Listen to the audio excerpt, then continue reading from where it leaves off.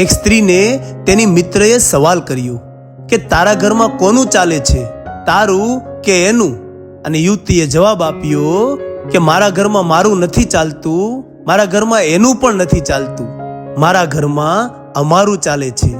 અને આ તો તે તારા ઘરમાં પૂછ્યું એટલે મેં એમ કહ્યું કે મારા ઘરમાં, બાકી હું મારા ઘરમાં એવું પણ નથી બોલતી કે મારા ઘરમાં, હું હંમેશા એમ જ બોલું છું કે અમારા ઘરમાં.